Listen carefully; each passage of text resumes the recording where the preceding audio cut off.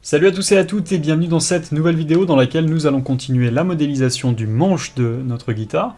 Ce qu'on va faire dans cette vidéo, c'est qu'on va modéliser les frettes, le sillet et rajouter quelques pièces sur la tête de la guitare. Mais avant tout, on va sélectionner cette partie-là, qu'on appelle d'ailleurs le fretboard, puisque c'est la pièce qui contient les frettes, en fait, tout simplement, qui sont les espèces de petites planes métalliques qui sont perpendiculaires à justement cette pièce qui s'appelle le fretboard. Et ce qu'on va faire, c'est qu'on va rentrer en mode isolate sur cette pièce, en appuyant sur la touche slash, vous en avez l'habitude maintenant.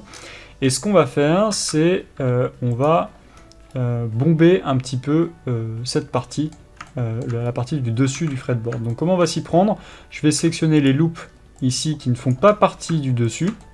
Donc je sélectionne l'ensemble ici. Je peux même me mettre en vue de côté, appuyer sur Alt Z pour passer en mode semi-transparence, pour pouvoir peindre ma sélection avec la touche C à travers, ici. Voilà, et j'appuie sur H pour cacher le reste. Je me retrouve maintenant qu'avec la partie du dessus. Et ce que je vais faire, c'est sélectionner les deux loops du centre, ici. Je vais activer le Proportional Editing, qui permet de bomber, enfin de travailler nos vertex de manière plus lisse, tout simplement en appuyant sur la touche O, et je vais me mettre en vue de face pour pouvoir analyser un peu ce que je vais faire. Alors, je vais devoir baisser un petit peu la puissance de ce Proportional Editing, et il existe, voilà, à cet endroit-là, plusieurs possibilités de courbes.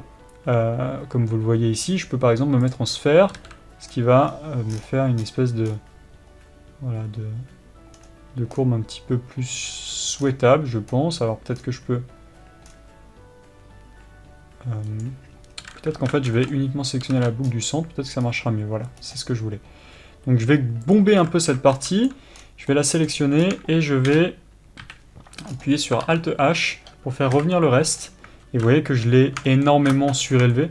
Donc ce que je vais faire, c'est avec Alt Z, je vais désélectionner le bas ici. Hop, comme ceci. Et en vue de côté, je vais désactiver le Proportional Editing en appuyant sur O. Et je vais baisser le dessus du fretboard comme ceci. Voilà. Alors j'ai oublié de vous activer les shortcuts, comme ça vous les avez en bas. Et je tiens à préciser aussi que c'est quelque chose que je n'ai pas expliqué, mais j'ai agrandi la fenêtre, en fait, pour pouvoir avoir... un full screen ici. Comment j'ai fait? J'ai tout simplement appuyé sur la touche CTRL et barre d'espace. C'est quelque chose dont j'ai pas mal l'habitude de faire, donc je vous invite vraiment à le faire aussi parce que ça permet de dégager la vue un petit peu et d'éviter d'avoir des tas de panneaux à droite à gauche. Donc là, si j'appuie sur slash, on a bombé vraiment le dessus du fretboard. On l'a peut-être fait un petit peu trop. Ce que je pourrais faire, c'est l'aplatir de nouveau sur son axe local. Alors c'est bien l'axe Z local ici. Alors je vais l'aplatir de nouveau. Un petit peu en mode objet. Et ensuite je vais m'assurer du fait que mon manche soit bien positionné sur le dessus ici. Sans qu'il y ait d'ouverture par là. Donc je vais tourner. Je peux appuyer encore une fois sur la touche Shift pour réduire la vitesse de ma rotation. De tout mouvement d'ailleurs fait avec la souris. Donc là on a un profil de fretboard qui est arrondi, donc c'est plutôt bien. Ce que je vous propose de faire maintenant, ça va être de rajouter le sillet, qui est tout en haut ici, qui permet de maintenir en fait les cordes. Donc on va rajouter dans un premier temps une box, et cette box je vais la scaler, voilà, sur la largeur, rien de bien nouveau jusque là. Je vais la remonter à peu près là. Et je vais baisser cette partie en mode edit, comme ceci.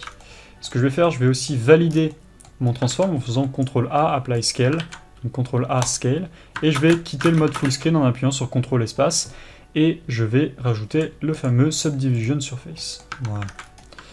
Ce qui va me permettre ensuite de rajouter deux boucles ici, que je vais pousser sur le côté en les scalant sur X. Voilà. Je vais rajouter ensuite une cut au niveau du dessus, une cut au niveau du dessous, une cut ici vers l'intérieur, une cut vers l'extérieur, comme ceci. Et ce que je vais faire en dernier, alors les cuts peut-être de l'intérieur et de l'extérieur, je peux peut-être les scaler un petit peu sur Y pour, vous voyez, arrondir un petit peu plus les bords. Je vais faire la même chose ici en X. Et en vue de dessus, je vais quand même m'assurer que le sillet fait quand même la bonne taille par rapport à la largeur du manche. Donc il doit arriver à peu près jusque là. Je vous invite encore une fois à aller récupérer des références. Moi j'en ai sur mon écran. J'en ai pardon, sur mon autre écran. À noter que ici, théoriquement, toute cette partie devrait être un petit peu plus haute pardon, et devrait accompagner le scié de manière plutôt uniforme. Donc voilà, ça a l'air de mieux fonctionner comme ça. Je vais rentrer un petit peu ces vertex. Je pense que ce vertex est mal aligné aussi, je vais le rentrer un peu. Voilà, je pense que là on a quelque chose qui devrait fonctionner un petit peu mieux. D'ailleurs ici, on va pouvoir, je ne sais pas pourquoi, mais on devrait pouvoir aussi rentrer un petit peu cette partie à l'arrière. Je ne sais pas pourquoi je l'ai pas fait dans la vidéo précédente. Tant que j'y suis, je vais le faire. Il faut que je la ressorte un petit peu pour suivre en fait tout simplement le contour de ma forme. Alors pas trop, mais plus comme ça. Voilà. Bon. Et une fois que j'ai ça, après, je vais vérifier à aligner dans le bon sens. C'est du tweak qui est pas très propre, mais voilà, ça c'est un tweak qui est, je pense, un peu nécessaire par rapport à la forme qui, encore une fois, n'est pas forcément facile de faire parfaitement. Mais une fois que j'ai fait ça, je rappelle qu'il faudrait qu'on aplatisse le tout ici. Donc c'est ce que je vais faire avec clic droit, Loop Tool, Flatten. Hop, j'ai réaplati le tout, donc c'est aligné, j'en suis sûr maintenant. Ok, on pourrait même d'ailleurs faire un Flatten ici, je pense. Voilà, qui va réaligner la géométrie un peu mieux de ce côté-là. Et un Flatten, je pense aussi ici. Voilà, et on va dépincer un petit peu la géométrie ici en faisant slider tout simplement certains edges. Voilà, et je vais me mettre en vue de dessous un peu. Vous voyez, je rattrape un peu les pots cassés du Flatten ici. Mais voilà, je pense qu'on a quelque chose qui fonctionne un peu mieux ici. Et sur le dessus ici, je vais refaire un Flatten de manière à égaliser de nouveau ma géométrie. Je pense qu'on a quelque chose qui fonctionne un peu mieux. Voilà, j'ai maintenant la pente qui part dans le bon sens ici. Excusez-moi, j'ai vu quelque chose, alors je me suis arrêté. Donc ce que je vais faire ensuite, pour continuer, c'est rajouter ici les différentes ouvertures pour les cordes. Donc je vais rajouter 1, 2, 3, 4, 5 et 6 ouvertures ici. Donc 7... 1, 2, 3, 6 cuts, pardon. Voilà. Que je vais répartir en les scalant plus vers l'extérieur comme ceci, puisque la corde extérieure doit être tout simplement à l'extérieur. Donc, je pense qu'on est pas mal égalisé comme ça. Voilà, ça me semble plutôt bien. Et au niveau de ces cuts, ce que je vais faire, donc je vais supprimer les cuts externes ici, puisqu'en fait je vais, donc en faisant X delete edge loop, et pourquoi je les supprime ces cuts externes? Parce qu'en fait je vais faire un bevel, d'accord, en appuyant sur CTRL B, et je vais rajouter une cut au centre, d'accord. Donc en fait j'ai fait un bevel de ces edge loops, et j'ai aussi sélectionné, monté ma molette de la souris de 1 cran pour pouvoir ajouter une cut au centre. Ce qui m'évite de revenir à la main après rajouter des cuts à la main avec le CTRL R. Ok, donc là je viens sélectionner les cuts du centre ici. Et ce que je vais faire, c'est que je vais tout simplement... Alors autant sélectionner les bonnes, ça nous aidera. J'appuie sur Alt Z pour bien vérifier ma sélection. Et je vais les baisser sur l'axe Z. Voilà. Et en fait, je vais rajouter à nouveau 2 cuts. Ici au centre, que je peux pousser un peu d'ailleurs, pour venir maintenir les bords du scié. Et donc c'est par là que les cordes vont passer au niveau du haut du manche. Ce que je peux faire un clic droit et je peux venir faire un Shade Smooth. Et en vrai, je me demande si on pourrait pas rapprocher encore un petit peu plus ces parties. Donc c'est ce que je vais faire en sélectionnant à chaque fois les zones correspondantes, voilà, en mode transparence pour affiner un petit peu plus, vous voyez, le scié. Évidemment, ce que je vais pouvoir faire aussi en vue de face, c'est bomber un peu ce scié. Donc ce que je vais faire, c'est que je vais par exemple prendre cette géométrie au centre, appuyer sur O pour le proportional editing, et je vais tout simplement bomber un peu le scier. Alors je peux prendre le scier dans son ensemble et le monter comme ça, pour en fait le redescendre, plus vers le bas comme ceci, et faire en sorte qu'il touche la géométrie en bas. Je peux ensuite peut-être l'aplatir dans son ensemble, parce que j'ai pas envie d'avoir une courbure aussi importante, et voilà, je pense que là j'ai un scié qui fonctionne plutôt bien. Ce que je vais faire, c'est au niveau des boucles du bas, donc j'appuie sur CTRL 1 pour quitter le mode. En fait, je pense que au niveau des boucles du bas ici, je vais supprimer l'edge loop qui est ici, en faisant X delete edge loop, et je vais réaplatir toute cette partie en la sélectionnant, en faisant clic droit, loop tool, flatten. Donc j'aplatis de nouveau. Alors en fait, on va le faire en vue de côté. Je vais plutôt faire donc SZ0 et le tourner. Non, en fait, j'aurais pu, excusez-moi, le laisser comme ça, comme j'avais fait avant avec le flatten. Je vais le descendre comme ceci, et je vais, au lieu de descendre, pardon, je vais l'extruder une fois vers le bas comme ceci. Voilà. Donc là, on aura une pièce qui, à mon avis, fonctionnera un petit peu mieux, qui ne sera pas bombée en bas, mais qui le sera au niveau du dessus, qui sera prête à accueillir, donc du coup, les cordes de la guitare. Ce qu'on va faire maintenant, c'est qu'on va modéliser les frettes de notre guitare. Alors, on a 22 frettes sur notre géométrie, sur notre guitare, pardon. Et comment on va les placer, donc ces 22 frettes, ce qu'on va faire, c'est qu'on va utiliser le modificateur array avec un petit twist. Alors ce que je vais faire, c'est que je vais placer mon curseur, par exemple à cet endroit-là, je vais rajouter une plane. D'ailleurs, en fait, je vais même carrément récupérer une boucle ici du fretboard qui est déjà bombée. Je vais faire clic droit, Shift D et clic droit pour annuler le déplacement, et j'appuie sur P pour la séparer dans un autre objet. Donc là, j'ai une boucle qui est arrondie, une edge loop, un ensemble d'edge qui est connecté, qui est dans un autre objet que j'extrude pour pouvoir créer ma frette. D'accord ? Donc cette frette, ce qu'on va en faire, je vais la scaler un petit peu plus d'ailleurs vers le haut comme ceci.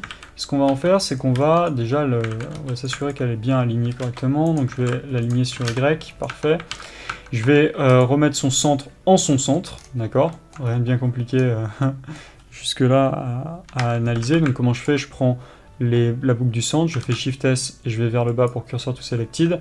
Je fais ensuite un clic droit set origin, et là je vais faire origin to 3D cursor, comme ça le point orange qui correspond à l'origine de l'objet va revenir sur le curseur, soit au centre de la frette en fait.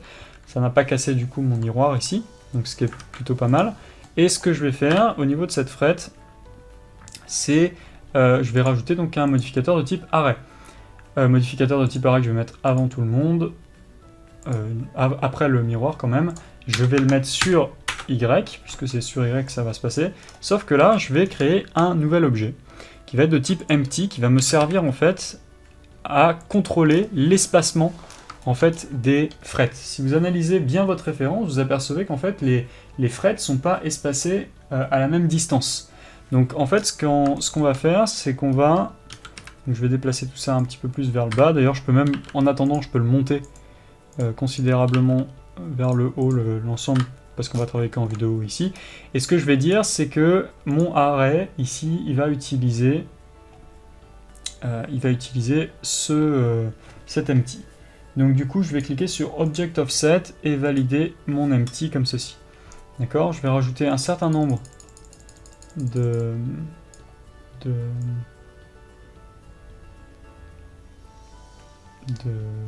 frettes, donc 22. Et je vais tourner l'array. Alors je vais scaler mon array de manière à ce qu'il que sur un axe, de manière à ce que mes frames suivent le mouvement. Alors vous voyez qu'on a un espèce de mouvement qui correspond pas bien exactement à ce qu'on voulait. Donc ce que je vais faire, c'est que je vais plutôt supprimer une edge. Pour l'instant, je vais supprimer une edge, et cette edge, je vais l'aplatir. D'accord ? Donc là, on va se retrouver uniquement avec des edges qui vont dans une certaine direction, et je vais aussi appliquer la rotation de mon objet. Et je suis en train de me poser la question si ça ne devrait pas tourner normalement vers le bas. Donc ce que je vais faire, c'est que je vais sélectionner les deux objets, je vais appuyer sur slash pour m'en séparer, Et c'est pas bien grave, ce qu'on va faire c'est que je vais tourner, bon je vais pas tourner pour l'instant l'objet, je vais tourner les deux d'un coup. Voilà, très bien, je vais réappuyer sur slash pour faire revenir le tout.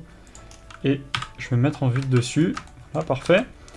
Et donc j'ai bien normalement mes 22 frettes qui sont ici, alors ça n'a pas l'air, mais elles tombent en fait à travers, malheureusement. Bon, disons que c'est pour l'instant pas très grave, donc ce que je peux faire pour les voir, je peux me décaler comme ça.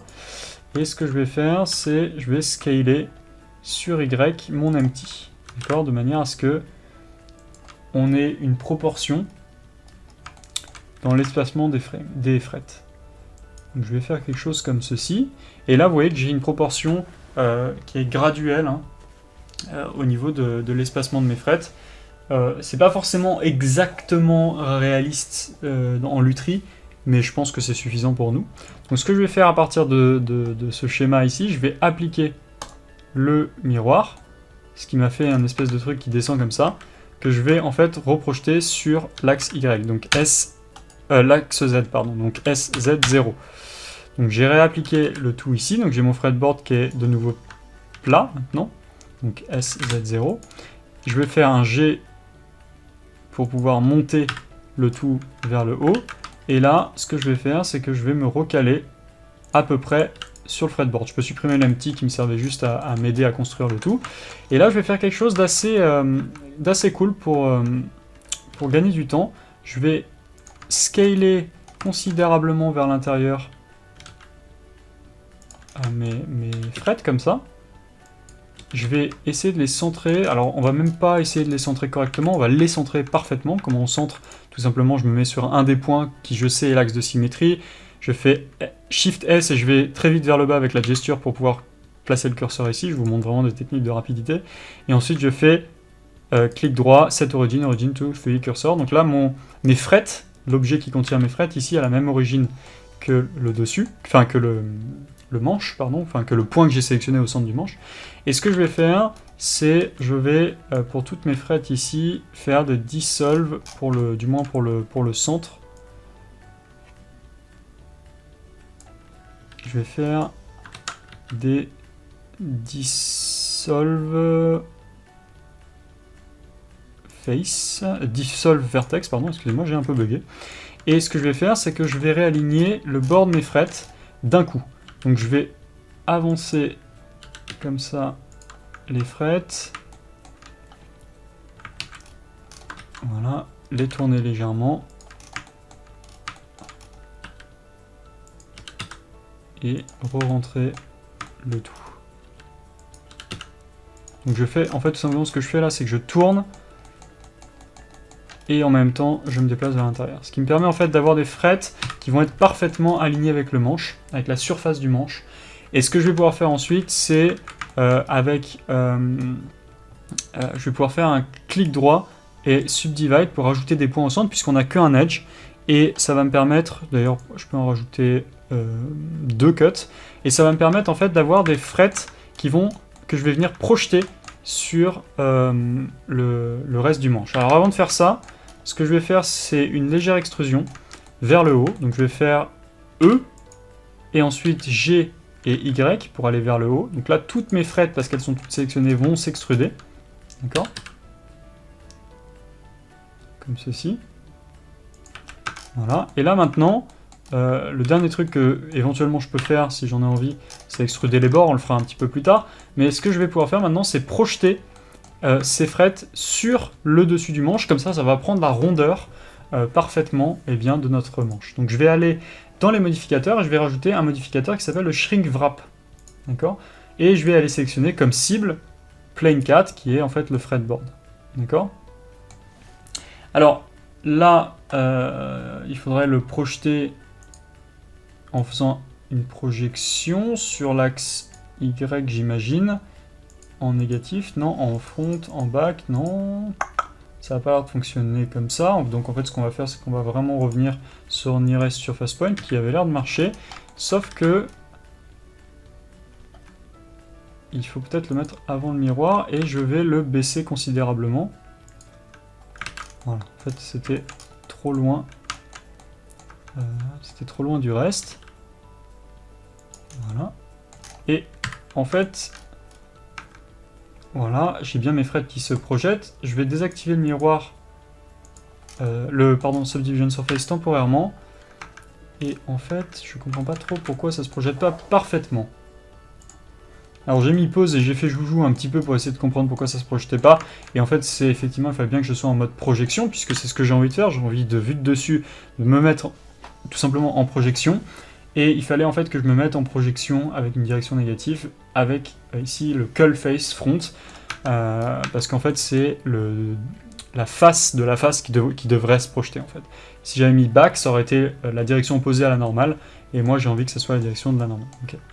Donc là du coup j'ai une bonne projection. Ce que je peux faire, c'est normalement mettre un petit offset ici au niveau de la projection, qui va me faire remonter légèrement ma frette au-dessus. Alors en vrai j'ai envie qu'elle soit légèrement dessous. Et une fois que j'ai fait ça, ce que je vais faire, c'est que je vais tout de suite appliquer le shrink wrap. Et je vais pouvoir, à partir de là, extruder ma frette, comme ceci. Et si je fais revenir le Subdivision Surface ici, en mode Viewport, voilà pour l'instant ce que j'ai. Alors évidemment, c'est pas ce que j'ai espéré pour l'instant. Donc ce que je vais faire, c'est que je vais venir sélectionner tous les bords ici. Alors pas les bords internes. Donc j'utilise la touche C ici pour Circle Select. Encore une fois, hein, je récapitule pour ceux qui n'auraient pas souvenir des premiers tutos, mais quand vous faites clic du bouton du milieu de la souris, vous désélectionnez. Hein, et là, clic gauche, ça permet de sélectionner. Et ce que je vais faire, c'est, avec G et X, je vais pousser légèrement le tout à nouveau vers l'extérieur, comme ceci.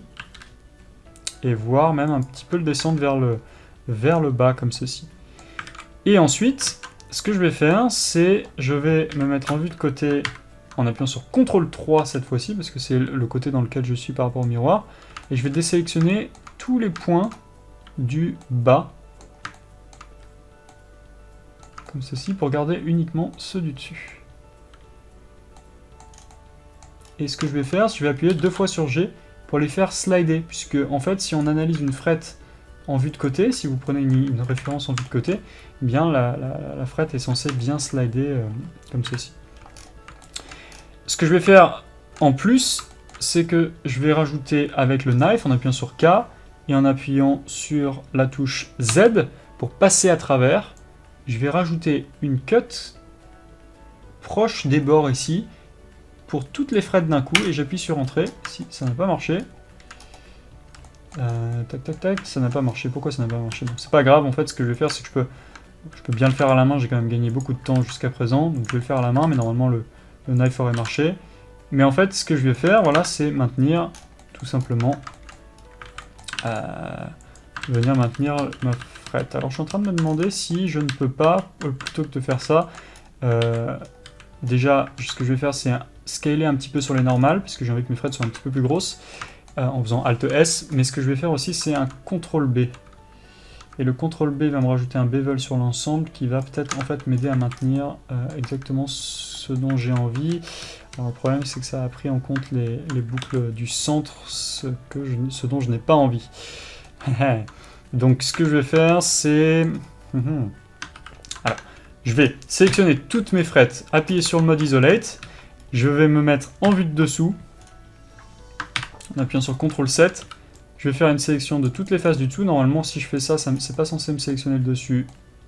Et par contre, ça m'a sélectionné les côtés, ce dont je n'ai pas envie aussi. Donc là, j'ai pas moyen d'automatiser ma sélection. Si je me mets en vue de côté ici, légèrement tourné, et que j'enlève la perspective en appuyant sur la touche 5, et je me mets avec Alt Z, je vais pouvoir voilà, sélectionner hop, tous ces vertex d'un coup. Vous voyez un petit peu le tout pour gagner du temps. Donc là, j'ai sélectionné tous les vertex du bas normalement, et je peux faire X Faces. Donc là, j'ai supprimé les faces du dessous de mes frettes. Alors peut-être qu'en fait, à la place, j'aurais tout simplement dû faire une extrusion, ce que je vais faire. Je vais faire une petite extrusion pour le dessous. Voilà. Et je me demande si en fait, pour le côté, ça sera pas plus simple de venir passer donc en mode Alt Z pour sélectionner juste les bords ici, et tout simplement de faire une petite extrusion vers les bords. Et en faisant descendre avec G et Z le tout vers le bas. Voilà, je vais faire revenir le reste. Donc là j'ai mes frettes qui commencent à ressembler à des frettes, donc c'est quand même plutôt une bonne nouvelle. Et ce que je vais faire pour terminer, et ça je pense que j'aurai pas le choix, c'est rajouter une cut. Je pense qu'une seule cut suffira au centre de chaque fret, ici, pour venir maintenir une forme un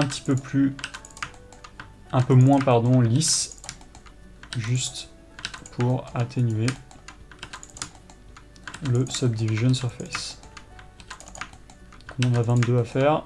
C'est pour ça que j'ai essayé d'automatiser un maximum de choses, qu'on a utilisé le array, qu'on a utilisé une méthode de modélisation pas forcément très logique jusqu'à présent.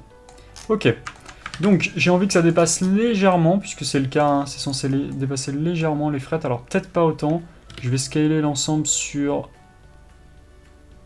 X, voilà.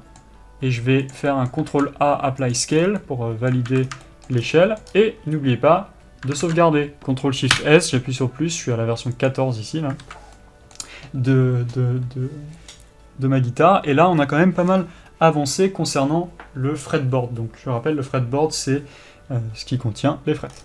Donc on a fait le sillon, on a arrondi le fretboard et on a créé les frettes de manière à gagner du temps plutôt que de modéliser les frettes une par une. Alors, maintenant, ce qu'on va faire, ça va être aussi une grosse partie, c'est qu'on va finir de modéliser la tête. Alors, on a plusieurs pièces à modéliser. La première pièce qu'on va modéliser, ça va être une pièce assez importante. Ça va être une pièce de plastique, en fait, qui est ici, qui cache l'ouverture de la vis, de la tige qui se trouve à l'intérieur du manche. Mais alors avant, je vais juste sélectionner les faces du dessus, comme vous me voyez le faire. Je vais faire un clic droit, Loop Tool et Flatten. Et ça va réaplatir le tout parce que j'ai l'impression qu'on n'était pas parfaitement aplati. D'ailleurs, au passage, ici, je me retrouve un peu gêné parce que j'ai des polygones qui sont vachement tirés. Et ça génère un peu des artefacts de lumière. Donc ce que je vais faire, c'est que voilà, je vais réagencer un peu le tout correctement. Voilà, comme ça. Je vais peut-être même pousser un peu certains polygones comme ceci. Voilà. Et ensuite, je vais me mettre en vue de côté et resélectionner le dessus. Tac, tac, tac, tac, tac, tac, tac, avec la touche C et en mode transparence, donc en appuyant sur Alt Z. Clic droit, Loop Tool, Flatten. Ok. Donc du coup, ce que je vais faire, c'est que je vais modéliser cette espèce de plaque ici qu'on a sur le dessus de la guitare en plastique.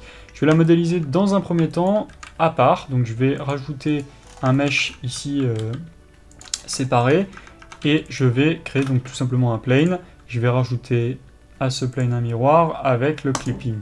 Vous notez que j'ai déplacé le plane avant pour pas qu'ils se fusionnent les uns sur les autres, pardon.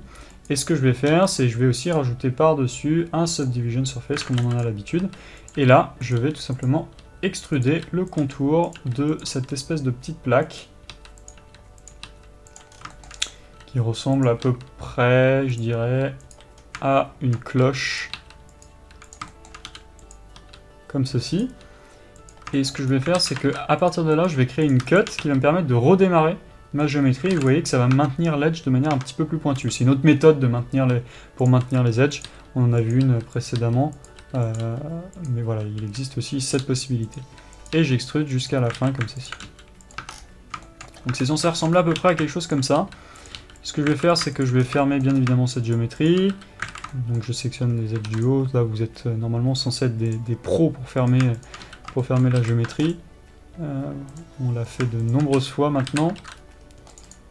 Je rajoute des cuts un peu dans tous les sens. Hein. Hop. On va faire ça comme ça.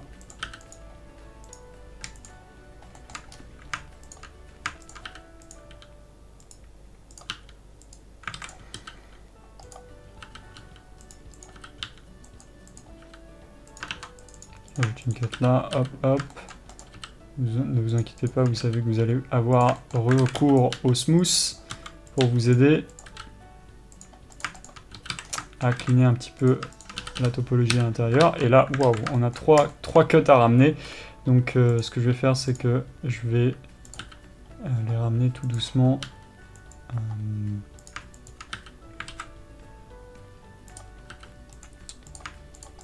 vers le haut.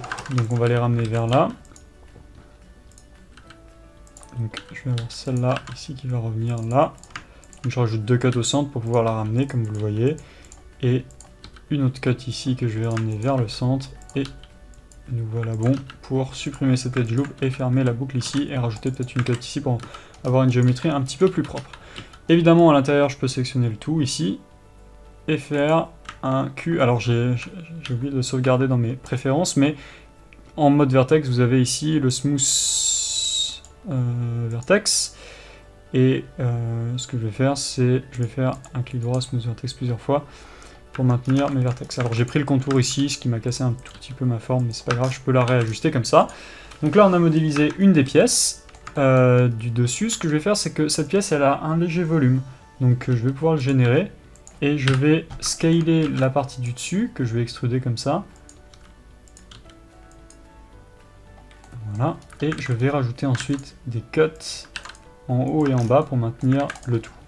Et évidemment, pour gagner un peu de géométrie, je vais supprimer toutes les faces du dessous, comme ça, pour pouvoir facilement, hop, gagner en performance. Je vais faire un clic droit, un shade smooth, et je vais venir poser ma plaque, comme bon me semble, à peu près là.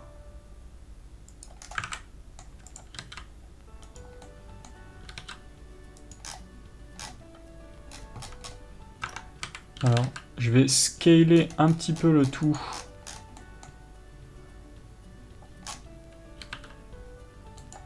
Ah, c'est assez marrant que ça ne scale pas, mais c'est pas très grave, j'ai envie de dire. Ah, mais si, parce que notre échelle doit pas être bonne. Effectivement, voilà, je vais appliquer mon échelle. Et je vais pouvoir faire un scale un petit peu plus... Un scale plus élevé, j'appuie sur G depuis tout à l'heure, en fait. Je vais faire un scale plus élevé sur l'axe local de cette plaque, et voilà. Donc là, on a modélisé la plaque interne, qui d'ailleurs doit être un petit peu plus petite que ça, donc je vais la rendre tout simplement plus petite et la redécaler par conséquent. Malheureusement, je suis obligé de le faire comme ça à la main. Et en fait, je suis en train de me dire, elle doit être un petit peu plus grosse. Mettons-la un petit peu plus grosse. Ok. Donc ensuite, ce que je vais faire, c'est que je vais aller choper une vis que j'ai déjà faite, parce que je suis flemmard. Je vais faire donc Alt D. À partir de là, je vais virer le modificateur miroir. Et je vais venir positionner ma vis au bon endroit. Alors je vais vous montrer une technique. On avait vu qu'on pouvait copier la rotation de l'objet, donc en passant par la box ici de rotation. J'ai envie de copier donc du coup la rotation de cet objet. Comment je peux faire? J'ai aussi la possibilité d'utiliser ce qu'on appelle des contraintes. Donc je peux aller dans le panneau ici des contraintes et je peux dire je veux rajouter une contrainte qui copie la rotation d'un objet et l'objet que je veux copier ça va être la plaque ici. Et là qu'est-ce qui s'est passé? J'ai beau déplacer dans n'importe quel sens ma vis, vous voyez que en fait elle suit la rotation quoi qu'il arrive de ma plaque. Donc là j'ai beau scaler, faire ce que je veux, la rotation elle va être contrainte sur la même rotation que la plaque. Et là, si je fais Shift D, comme j'ai une deuxième, comme j'ai dupliqué la vis avec la contrainte, eh bien j'ai la contrainte qui est aussi dessus. Et donc voilà. Ce que je peux faire à partir de maintenant, c'est enlever la contrainte. Donc si j'enlève la contrainte, ça va m'annuler ma rotation. Donc ce qu'il va falloir que je fasse, c'est faire CTRL A et je vais appliquer le Visual Transform. Ça veut dire quoi? Ça veut dire que j'ai appliqué la transformation de l'objet qui est à l'écran, ce qui est affiché à l'écran. Donc Visual Transform. Si j'enlève la contrainte maintenant, ma vis est au bon endroit. Je peux faire la même chose ici, CTRL A, Visual Transform, et je peux virer ma contrainte. Ok.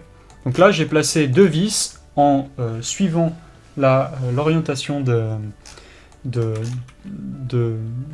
la petite plaque de plastique qui est ici, et tout fonctionne correctement. Ok. On avance plutôt bien, il va nous rester les mécaniques et les clés, tout simplement pour accorder la guitare. Donc, ce qu'on va faire, c'est qu'on va modéliser des mécaniques de type Grover. C'est des mécaniques qui sont assez classiques sur la plupart des guitares, électriques du moins. Donc ce que je vous propose de faire, c'est d'aller récupérer des références de ce type-là, et on va en modéliser une, bien évidemment, et les autres, on va pas les modéliser, on va les dupliquer. Donc comment on va s'y prendre? Ça va être plutôt facile. On va commencer par un cylindre qu'on va réduire en termes de taille, on va mettre 12 tout simplement contours ici. Et on va ensuite... je vais passer en mode isolate, parce que j'ai pas envie de voir le reste de ma guitare tout le long de la modée.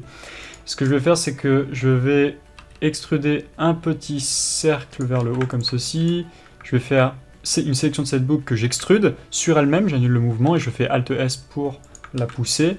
Et je vais faire une toute petite extrusion sur le dessus qui, au fur et à mesure, vous voyez, je vais extruder, monter légèrement jusqu'à fusionner les vertex de l'arrivée en faisant clic droit, merge vertices, add center. Rien de nouveau pour vous, c'est des choses que vous êtes censés connaître depuis le temps. Ce qu'on va faire maintenant, c'est qu'on va modéliser donc, le contour de cette mécanique, tout simplement en récupérant... on va faire un miroir déjà, parce que j'ai pas envie de travailler d'un seul des deux côtés. Donc je vais mettre en vue de haut, j'appuie sur Alt Z pour sélectionner en mode transparence, j'appuie sur X, je delete faces, je vais d'ailleurs delete le N-gone qui se trouve en bas, qui n'a rien à faire là, et je vais mettre en vue de dessous, et d'abord on va rajouter le miroir. Hop, je rajoute mon miroir, je valide le clipping, je me mets en vue de dessous, pour pouvoir sélectionner par exemple ces edges aussi, en vue de dessous, faire une extrusion vers l'intérieur et snapper les vertex. Je ferme le cylindre comme je le veux, voilà, je sélectionne les faces du dessous ici, tac tac tac, j'appuie sur I pour inset et j'appuie sur B pour faire un bevel et j'ai maintenu les bords de ma géométrie comme on en a l'habitude. Alors ce que je vais faire, c'est avant de rajouter des cuts, je vais ici sélectionner certaines faces. Donc, je vais sélectionner celle-ci et en vue de haut, en mode transparence, je vais faire une extrusion et je vais annuler l'extrusion puisque j'ai envie de le déplacer sur l'axe Y uniquement et je vais ensuite scaler le tout. Voilà, comme ceci. Et ensuite, ce que je vais faire, c'est... Alors en fait, je vais annuler ce que je viens de faire parce que j'aurais aimé laisser un tout petit trou ici au-dessus de la géométrie. Donc je vais resélectionner ces faces ici, refaire une extrusion que je vais annuler, G et Y, et ensuite S, Y, 0 pour aplatir. Ok ? Comme ça, j'ai un léger gap en haut ici. Lorsque je vais rajouter le Subdivision Surface, ça va être beaucoup plus facile de maintenir la géométrie en haut et dans toutes les directions. Donc là, je vais rajouter une cut dans cette direction, avec mon Subdivision Surface d'ailleurs. Je vous ai pas dit que j'allais rajouter un Subdivision Surface, mais ça va de soi. Je vais aplatir cette boucle sur Y aussi, et je vais rajouter ensuite une cut pour maintenir le haut et une cut pour maintenir le bas ici. Ok ? Donc là, on a une partie de la mécanique qui commence à arriver. Ce que je vais faire, c'est que cette cut, je vais la baisser un tout petit peu, et cette cut, je vais l'avancer aussi un peu. Pourquoi ? Donc déjà, je vais la rescaler sur Y, pour pouvoir arrondir en mode semi-transparence, ici, donc avec Alt Z, cette partie. D'accord ? Et ce que je vais faire ensuite, c'est sélectionner les faces du côté, ici, qui constituent le côté. D'ailleurs, je vais même, excusez-moi, supprimer cet edge loop. Donc je le sélectionne, j'appuie sur X, delete edge loop. Je vais resélectionner toutes les faces qui se trouvent ici, pour pouvoir faire un inset. Et ça va avoir pour effet d'aplatir tout le côté ici. Donc là, on se retrouve avec une forme similaire à celle-ci. Et je vais ensuite pouvoir ajouter ici une cut, et une cut ici aussi. Je vais rajouter aussi une cut par là, une cut aussi ici. Voilà. Et ensuite, clic droit, Shade Smooth, voilà, pour pouvoir accéder au smoothing. Ok. Donc, ce que je vais faire ensuite pour terminer cette pièce, c'est rajouter de devant. Donc, je vais monter légèrement l'inset qui est là, qui se trouve en bas. Ou alors, ce que je vais faire plutôt, c'est que je vais extruder le dessous. Donc je sélectionne tout le dessous et je vais l'extruder. Pourquoi je fais ça? Parce que ça va me permettre d'être un petit peu libre à cet endroit-là. Je vais pouvoir d'être libre dans ma topologie. Donc je vais supprimer déjà ces faces ici. Vous allez vite comprendre pourquoi. Parce que j'ai envie que cette boucle ici... donc j'ai envie de supprimer cet edge loop ici. Donc je le supprime. Et j'ai envie que cette boucle ici continue d'elle-même vers le bas ici. Et qu'elle se termine non pas dans cette direction ici, mais vers le dessous. Donc j'appuie sur F pour venir fermer la face en vue de dessous et je viens fusionner, m'assurer que le point est bien fusionné en bas.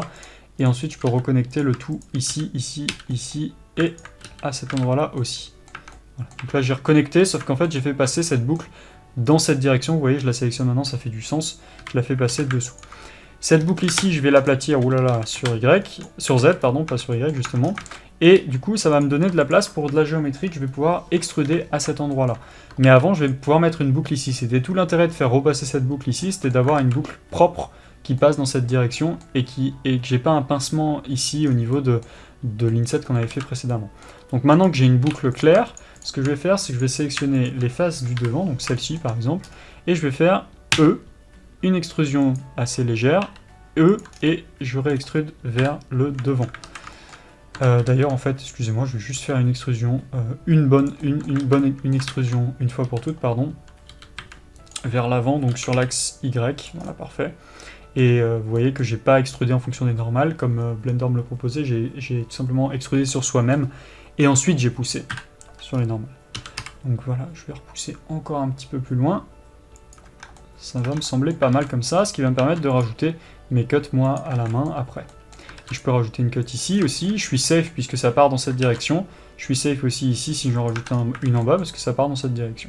Donc là voilà comment on a modélisé la tâche mécanique, la tâche des clés de notre guitare. Je vais donner un petit peu plus d'épaisseur à la partie basse ici. Et ce que je vais faire, c'est rajouter une cut vers l'avant ici qui va maintenir la géométrie et qui va serrer ici un petit peu plus la géométrie.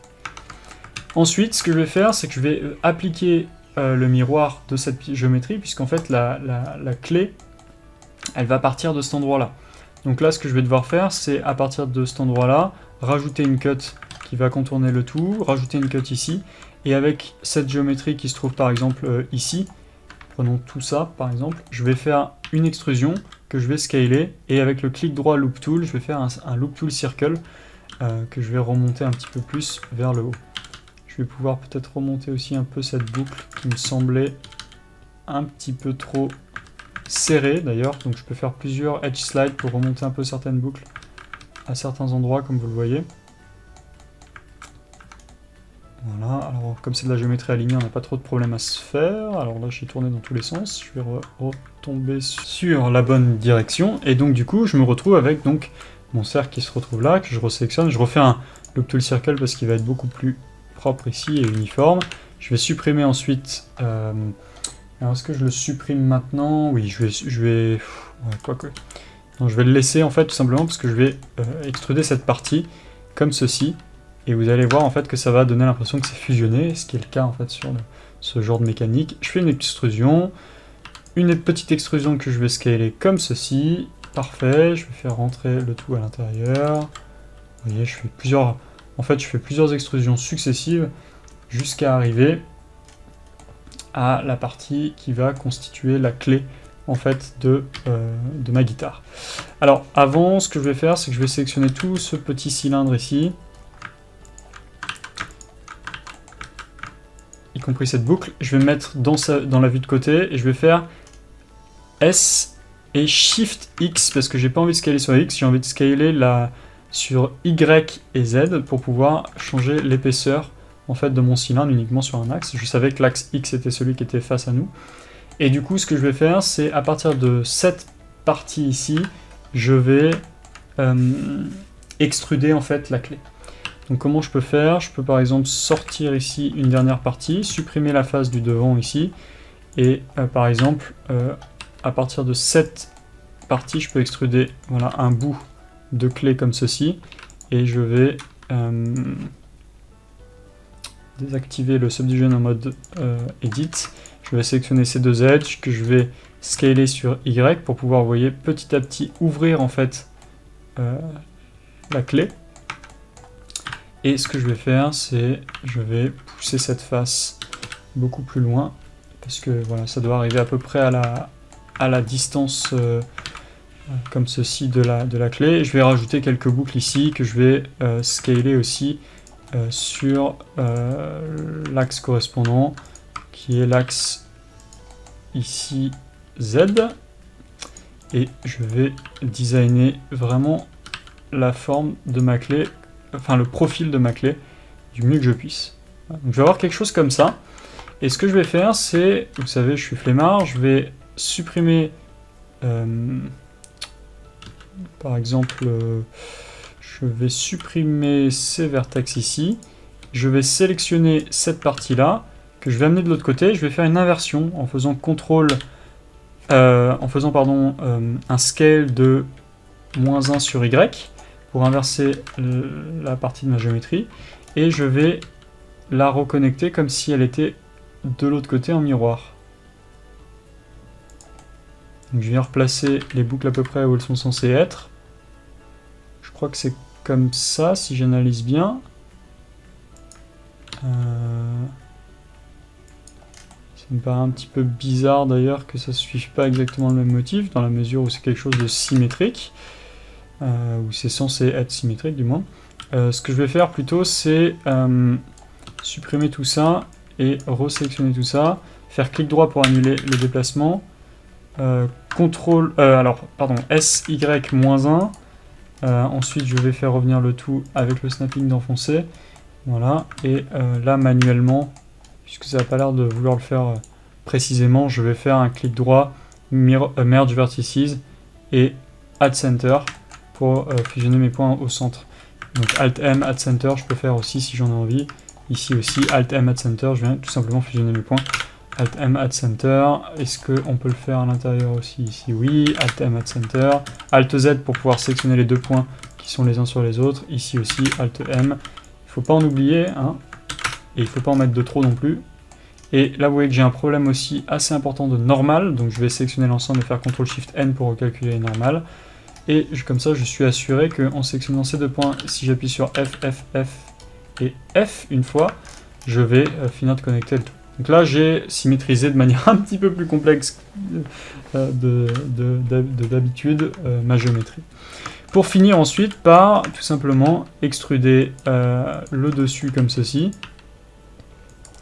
qui va être tout simplement le profil de ma courbe. Donc là, ce que je vais faire, c'est que je vais terminer la géométrie à cet endroit-là. Je sais que je vais avoir une cote de plus ici, voilà, à peu près par là. Et il va falloir que je trouve un moyen de fermer tout ça. Donc comment je peux faire? Voilà, c'est assez simple, hein. Il va juste falloir que je trouve, avec le F2 par exemple, le bon agencement. Donc je vais faire quelque chose comme ça ici, en appuyant sur F, F. Vous savez quoi, c'est pas une très bonne méthode de modélisation, donc je vais faire que un côté, et on va trouver un meilleur moyen de symétriser le tout. Je suis pas hyper satisfait. Je vais rajouter quelques cuts au centre ici, et je vais quand même terminer la partie du dessous ici, qui elle n'aura pas à la symétriser. Mais une fois que j'aurai fait ça, on va s'occuper de trouver un meilleur moyen de resymétriser uniquement cette pièce et la rattacher au reste. Donc hop, je rajoute ma cut centrale ici dessous, 1, 2... Alors je me souviens plus de combien j'en avais. Ça s'arrête à cet endroit-là. Donc ça s'arrête sur cette curve-là. Donc j'en ai que 2. 1, 2. Hop. Je peux venir fermer ma géométrie comme ceci. Et ensuite venir fermer la géométrie ici aussi. Hop, hop. Je termine le tout comme ceci. Alors en fait, je vais carrément supprimer ces edge loops. Excusez-moi, on va faire les choses dans le bon ordre. Je vais supprimer ces edge loops ici. Je vais bien fermer ma géométrie correctement une fois pour toutes ici. Et ici aussi, du coup. Donc je vais supprimer l'edge du centre ici. Hop, hop, hop, hop, et hop. Donc en appuyant sur F, je rajoute par exemple juste 2 cuts ici, ça va me suffire. Et comme je vous le disais, j'ai envie de resymétriser tout ça correctement.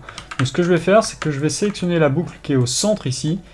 Je vais appuyer sur V, ce qui va la dissocier de la géométrie. Donc maintenant, si j'appuie sur L, j'ai bien deux parties distinctes. Je vais prendre la clé uniquement, j'appuie sur P, ça me crée un nouvel objet. Et je vais appuyer sur slash. Non, pas sur... slash, et je refais slash pour pouvoir rentrer dans le mode local de ma clé. Je vais supprimer le haut ici de ma clé, et le centre ici, je vais faire S, Y et 0 pour l'aplatir, et pour être sûr d'avoir un axe de symétrie qui va être propre. Ensuite, ce que je vais faire, c'est que je vais sélectionner cette boucle à nouveau et je vais faire Shift S, Cursor to Selected, ce qui va ramener le curseur à la moyenne de tous mes points. Et ensuite, quand je vais faire clic droit Set Origin, Origin to 3D Cursor, ça va me faire revenir l'origine de mon objet ici. Comme ça, le miroir, en fait, quand il va travailler, et que je vais faire un miroir ici, alors ça va pas être un miroir qui va se faire sur l'axe X, mais plutôt sur l'axe Y, il va se faire par rapport à l'origine. Donc là, vous voyez que j'ai ma clé qui commence à ressembler plus ou moins à quelque chose, ce qui est quand même plutôt bon signe. Et je vais pouvoir, par exemple, sur le côté ici, donc il va falloir que je passe en mode face, je vais pouvoir sur le côté ici, d'ailleurs je peux sélectionner toute la boucle ici, sauf les faces qui sont là. Alors c'est tant mieux que j'ai... je travaille avec un miroir. Et ce que je vais faire, c'est un petit inset en appuyant sur B aussi pour être sûr que de l'autre côté... Ah zut, vous voyez, c'était pas le bon. Inset B, voilà, pour être sûr que ça ne se... ça prenne en compte, pardon, le miroir. Alors c'était peut-être un petit peu trop, je vais peut-être revenir jusque là en fait. Donc je vais refaire ma sélection de boucles, donc de là à là, en passant par là et en passant par là. Donc je fais un inset à nouveau. Et voilà, je pense que ça sera... Quoique... Non, en fait, cette partie était intéressante à mettre dans la boucle. No pun intended, comme on dit en anglais. Donc je reviens ici, et en fait, là, je vais ajuster un petit peu à la main mes polygones pour refaire une transition peut-être un petit peu plus smooth avec le reste. J'aurais pu d'ailleurs aussi, si j'avais voulu, être un petit peu plus propre, merger ces vertex comme ceci. Merge at last, et rajouter par exemple la cut au-dessus ici, ce qui aurait décalé le problème en haut, mais qui aurait normalement adouci le dessus et le bas. Je me retrouve avec quelque chose d'un petit peu plus propre. Voilà. Ok, donc là on a modélisé une clé qui commence à ressembler à quelque chose. Ce que je peux faire, c'est peut-être la gonfler un petit peu, ici en appuyant sur Alt S. Je peux même d'ailleurs faire un Alt S de l'ensemble. Clic droit, Smooth Vertices, Smooth Vertices, Smooth Vertices. Vous voyez que le faire plusieurs fois, ça aide. Évidemment, j'ai déconnecté, je ne sais pas pourquoi, hop, les vertex du centre, parce que j'ai pas validé mon clipping, évidemment, je suis sûr que vous l'avez vu. Et du coup, voilà, j'ai une clé qui ressemble peut-être un petit peu plus à quelque chose de propre et de réel. Je vais ensuite sélectionner certaines boucles, les boucles du haut et les boucles du bas que je vais pouvoir baisser pour pouvoir maintenir encore plus la géométrie. Et je vais faire la même chose ici, vers le haut. Voilà, ce qui me donne une clé qui ressemble plutôt à quelque chose de sympa, on va dire. Ok, donc maintenant que j'ai cette clé, j'appuie sur slash pour faire revenir le reste. Et ce que je vais faire... Alors je suis pas hyper fan du fait qu'elle soit pas assez carrée. Normalement c'est plus carré sur le dessus, donc je vais sélectionner le proportional editing, je vais faire G et X pour l'aplatir un peu sur le dessus, comme ceci, sauf que je vais repasser en mode smooth. Ici j'étais en mode sphère par défaut, donc je vais la rendre un petit peu plus carrée comme ça me convient mieux. Et ensuite je vais maintenant prendre cet objet là et le joindre à nouveau avec la mécanique. Donc comment on fait ça? On va utiliser un raccourci clavier qui s'appelle le join, donc on fait CTRL J, et ça... Alors d'abord il va falloir, comme vous le voyez, appliquer le miroir, supprimer le subdivision. Donc je sélectionne d'abord l'objet qui est ma clé, ensuite je sélectionne l'objet dans lequel je veux joindre mon objet, et je fais CTRL J pour pouvoir joindre les deux objets. Maintenant je me retrouve avec deux objets. C'est l'avantage aussi d'avoir les couleurs, c'est qu'on voit que c'est la même couleur, et on voit donc que les objets ils partagent la même géométrie. Donc je me retrouve maintenant dans une situation dans laquelle il faut que je reconnecte ces géométries ensemble. Donc je peux supprimer par exemple un des cercles ici, sélectionner un des cercles, Shift sélectionner un autre cercle ici, passer en mode Edge, faire un clic droit, et là je vais pouvoir faire un Bridge Edge Loop qui va me bridger tout simplement mes boucles. Je peux rajouter une cut à nouveau vers le centre ici, et peut-être rajouter aussi une cut à l'extérieur ici, que je vais ramener jusqu'à l'intérieur ici, pour qu'elle soit superposée littéralement, et ensuite je vais valider, et sans le proportional editing, je vais scaler. Donc j'ai annulé le proportional editing avec la touche O pour pouvoir l'enlever. Donc l'avantage d'avoir fait ça, ce que je viens de vous montrer ici, c'est que en fait j'ai le même profil. C'est-à-dire que vous voyez que ma boucle ici, si je la valide comme ça et que je la scale, elle a la même forme, alors que si je l'avais rapproché très près ici, vous voyez que hop, là c'est pas parfait. Voilà, le souci du détail de la topologie. Donc maintenant que j'ai une clé ici qui ressemble à quelque chose, je vais, je pense, grossir un peu la clé.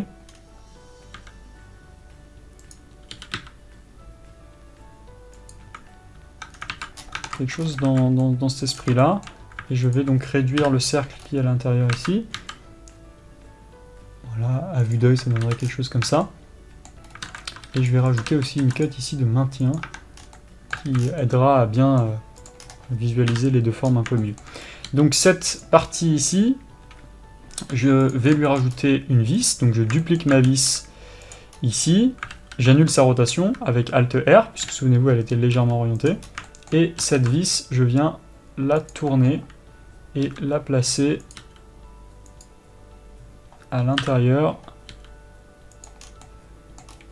de la clé. Alors elle va dépasser, donc ça me plaît pas trop, donc je vais revenir en mode édition ici de la clé. Je vais désectionner le tout, je vais prendre le dessus, monter ça à peu près là, descendre ça à peu près là, je vais me retrouver avec quelque chose qui ressemble à ça, et là qu'est-ce que je vais faire? Je vais sélectionner par exemple ces edges ici, et le redécaler de manière à ce que ça fonctionne un peu mieux. Quand je scale deux edges ensemble, ça les rapproche, comme vous le voyez. Et ici, je vais pousser ces edges un petit peu plus loin. Voilà, là, je me retrouve avec une géométrie un petit peu plus propre, quoique à cet endroit-là, ça pince un peu. On va dire que c'est pas très grave pour le moment, surtout que je suis plus en miroir. Donc je travaille plus correctement là, mais c'est pas très grave pour l'instant. On peut faire un petit peu à vue d'œil pour améliorer le résultat. Je pourrais d'ailleurs rajouter une cut ici pour maintenir un peu plus la géométrie, quoique ça pince beaucoup, donc on va éviter.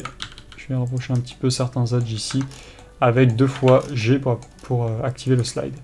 Et ensuite je prends cette vis, à nouveau qui me sert plutôt pas mal, et je viens la placer, je vais faire un Alt R pour annuler sa rotation, et je viens la placer à cet endroit-là, et je viens la grossir, cette vis. Voilà. Et cet ensemble ici va constituer une mécanique pour nos clés. Donc ce que je vais faire, c'est que cette mécanique, je vais la tourner, la réorienter, et je vais venir la placer au bon endroit. Donc quand je tourne, là, je tourne qu'avec des angles de 80, en appuyant sur la touche CTRL, sauf pour l'alignement final ici. Pourquoi? Parce que ça me permet de faire des angles assez précis. Donc là, ce que je vais faire, c'est que je vais placer la mécanique comme ça à l'arrière. Alors, une première mécanique. Alors, ce que je vais faire, c'est que je vais tirer un peu plus la clé pour qu'elle sorte un petit peu plus.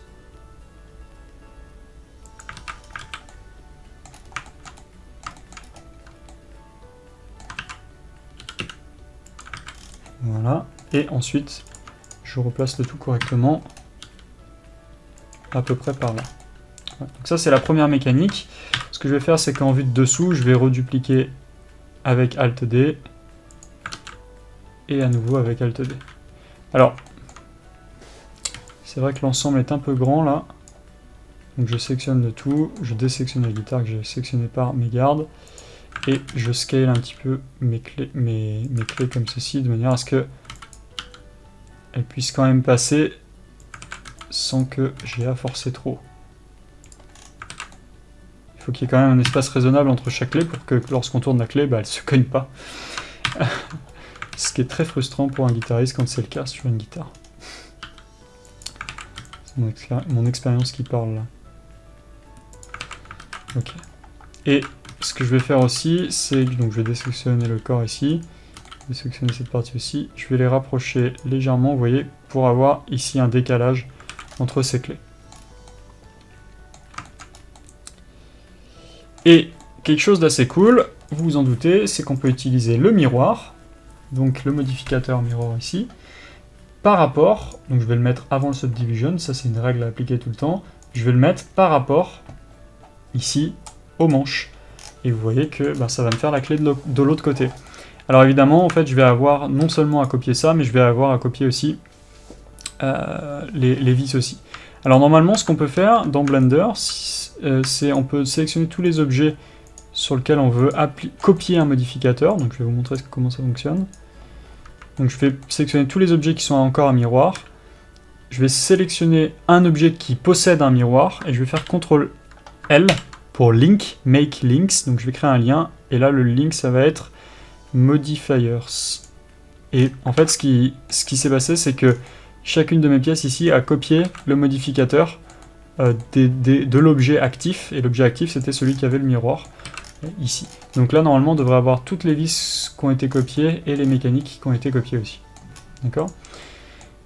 Donc, ce qu'on peut faire aussi, c'est maintenant que je m'en rends compte, en fait, j'ai attendu longtemps pour m'en rendre compte, c'est, on va pouvoir, donc je sais plus quel est l'objet en question, je crois que c'est celui-là, voilà. On va pouvoir déconnecter, c'était celui-là, excusez-moi, on va pouvoir déconnecter la boucle ici du centre. Donc je vais appuyer sur V, ici, et du coup, ce que je vais faire, c'est que je vais sélectionner cet objet, appuyer sur P pour le séparer en sélection, et je vais me retrouver donc avec une clé que je vais pouvoir faire tourner. Alors cette clé, je vais la faire tourner comment? En appuyant sur R et en trouvant l'axe local, donc R, Z, Z, je crois que c'est Z, non c'est R, X, X, c'est X, sauf que le point de pivot doit être à cet endroit-là. Donc je vais replacer le point de pivot de ce nouvel objet, qui est en fait à hériter du pivot de son parent. Et ce que je vais faire, c'est que je vais le placer à cet endroit-là. Donc je sélectionne la boucle, Shift S vers le bas, clic droit, Origin to 3D Cursor. Ok? Et donc je vais faire RXX et je vais pouvoir tourner comme ça ma clé. D'accord? Alors évidemment maintenant, c'est pas terrible parce que je me retrouve avec le reste qui fonctionne plus. C'est pas grave, je vais supprimer ce que j'ai fait et remiroir le tout. En fait, j'ai complètement oublié en fait de laisser la liberté à ma pièce. Donc je désélectionne tout ce que je veux pas supprimer ici, donc je vais supprimer uniquement ça. Et en fait ça m'énerve un peu parce que j'avais quand même bien fait fonctionner le tout. Donc ce qu'on va faire, c'est que je vais vous montrer une autre technique pour replacer des objets. Parce que j'ai pas envie de déplacer les mécaniques que j'ai bien placées. Donc là je vais juste dupliquer les clés. Donc je vais dupliquer avec Alt D une clé ici.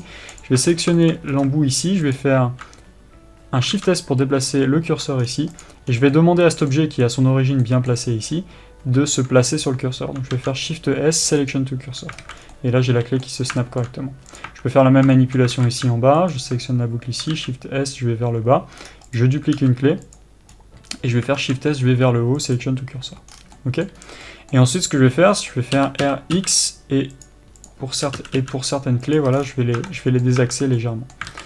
Alors, comme je suis un peu perfectionniste, j'aime pas qu'il y ait un trou ici dans le vide, donc je vais sélectionner la mécanique, appuyer sur Slash pour rentrer en Edit Mode, et je vais fermer tout ça. Une manière rapide de faire, c'est CTRL F et cliquer sur l'option Grid Fill, qui va la fermer automatiquement pour nous. On pourrait d'ailleurs tourner le tout comme ça dans la direction alignée avec le reste de la mécanique, et faire la même chose de l'autre côté ici aussi.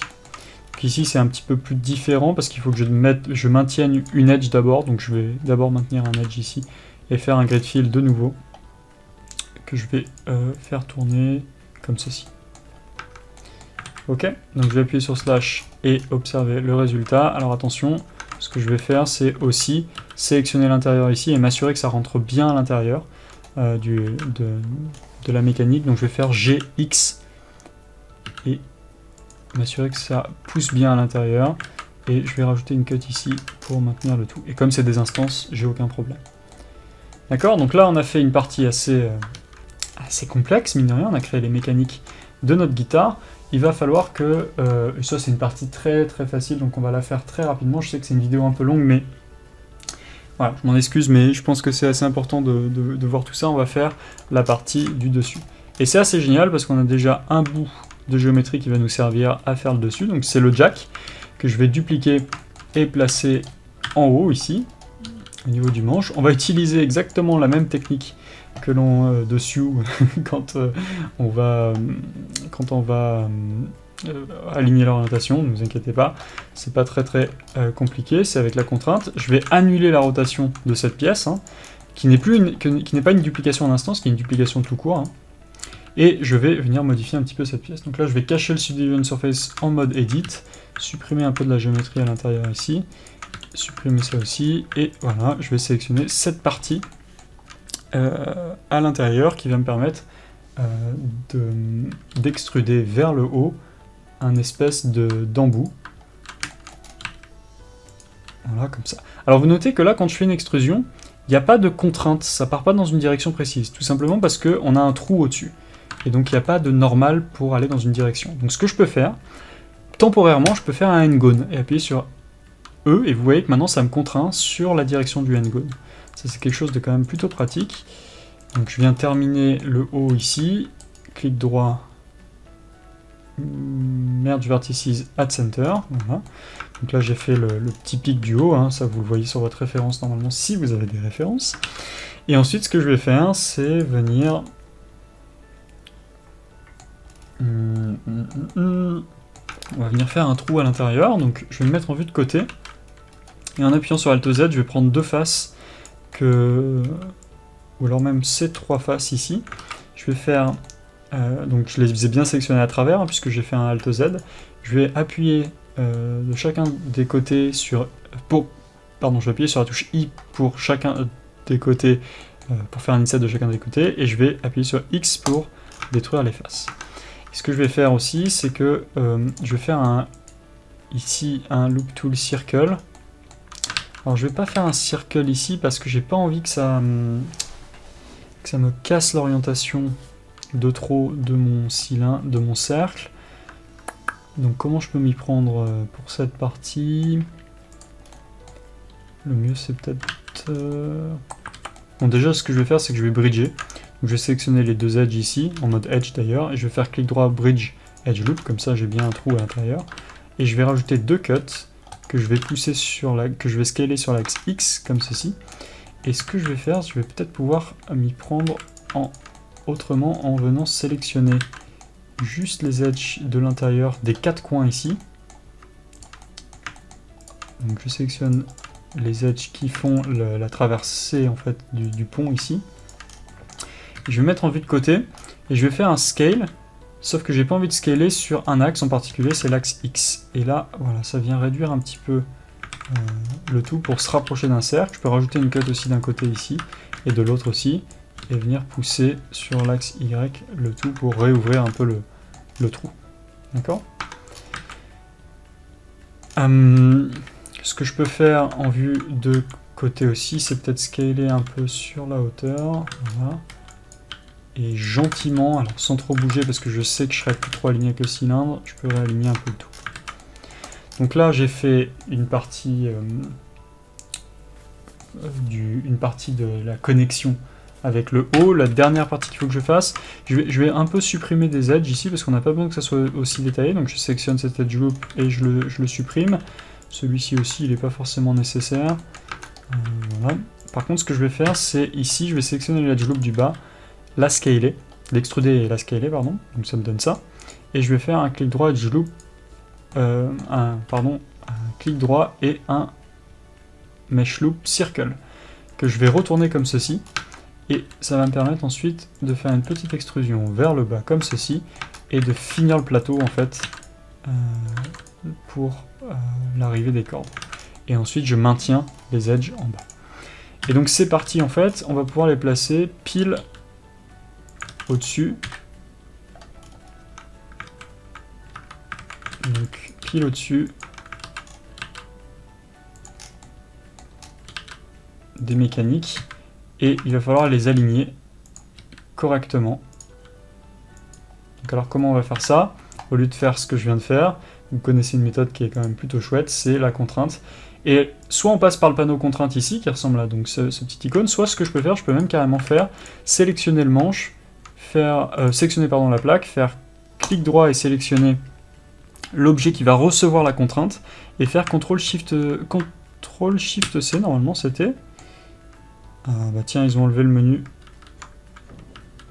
Ah, bah écoutez, je ne sais plus faire sur la 2.8, mais c'est pas grave, vous pouvez toujours ajouter une copy rotation ici, et venir pipeter l'objet qui doit copier la rotation, en l'occurrence c'est celui-là. Et ce que je vais pouvoir faire aussi, c'est venir dupliquer en instance l'objet et le placer à chaque fois dans la bonne direction et au bon endroit D'ailleurs, au passage, je vais pas me prendre la tête, je vais mettre des miroirs sur ces objets-là. D'ailleurs, je vais ici faire un CTRL A Visual Transform, supprimer les contraintes de chacun de mes objets ici. Et comme je vous le disais, on va mettre des miroirs, on va pas se prendre la tête, donc je peux carrément aller dupliquer le miroir en faisant une sélection d'abord de l'objet qui va recevoir le miroir, Shift, clique un objet qui possède un miroir, CTRL L et Modifier. Donc là je copie la stack de Modifier. Alors attention, je copie aussi le Subdivision Surface, hein, mais ça ne m'embête pas parce que j'en ai besoin d'un. Donc à chaque fois je fais un CTRL L, ça me duplique en miroir, c'est parfait. Et en vue de côté, qu'est-ce que je peux faire? Tout simplement baisser les différentes parties pour les ajuster correctement. Comme ceci. Et là, donc du coup, c'est l'endroit sur lequel on va pouvoir placer les différentes cordes. Je peux aussi rentrer en mode Edit ici et venir scaler un petit peu l'objet de manière générale. Et en mode Edit, je peux faire un G, Z, Z en local pour pouvoir me déplacer en local. Alors pourquoi je ne l'ai pas fait uniquement sur un des objets? Parce que tout simplement, ça ne prend pas en compte les autres objets, alors que là, comme c'est des instances, ça prendra en compte tous les autres objets. D'accord? Et je m'en fous un petit peu de l'origine, donc de l'origine de l'objet, donc voilà. Je suis assez safe en faisant comme ça. Et ben écoutez, c'est quand même une partie qui était assez longue. Le bouton magique, il est là, si jamais vous voulez voir à quoi ça ressemblera en rendu. Je vous invite pas forcément à le faire tout le temps, mais ça vous donne une bonne idée en déplaçant la lumière de à quoi ça peut ressembler. On a quand même modélisé énormément de choses depuis le début de cette vidéo. Je suis allé, et j'en suis conscient, un petit peu plus vite sur la fin, mais c'est parce que vous êtes censé avoir suivi le tuto depuis le début. Et normalement, tout ce que je fais, je l'explique en détail. Donc voilà, j'espère en tout cas que vous n'êtes pas perdu. Si vous êtes perdu, n'hésitez pas à faire un tour du côté du Discord, qui en fait est un forum et un chat temps réel dans lequel des gens peuvent vous aider, voire même moi je peux vous aider si vous êtes bloqué. Il y a un channel Blender, donc vous pouvez venir poser vos questions dans celui-ci. Voilà, donc là on a presque fini la modélisation de notre guitare, il nous reste encore quelques petits ajustements à faire, mettre des cordes, et puis on va polish un petit peu la modélisation avant de passer à une autre partie, c'est le shading, le texturing et le dépliage du V. Voilà, je vous remercie en tout cas d'avoir suivi cette vidéo, un peu longue, c'est normal, hein, il faut prendre le temps hein, pour modéliser ce qu'on a à modéliser. Je vais sélectionner toutes les parties qui font partie du manche, ici, voilà, et je vais appuyer sur M et venir les mettre dans une nouvelle collection que je vais appeler Neck, voilà, et je clique sur OK, et donc là on se retrouve avec nos collections qui sont bien rangées correctement. Donc voilà, donc j'espère que cette vidéo vous aura plu, n'hésitez pas à vous abonner, merci d'avoir suivi cette vidéo jusqu'au bout, déjà bravo, parce que c'est en général assez courageux d'arriver jusqu'au bout d'un tuto de plus d'une heure, et je vous remercie encore une fois d'être passé par ici, et j'espère que vous avez réussi et que vous allez réussir à faire vos modélisations et que vous allez devenir pro de Blender et de modélisation. Je vous dis à bientôt dans un prochain tuto. Ciao ciao.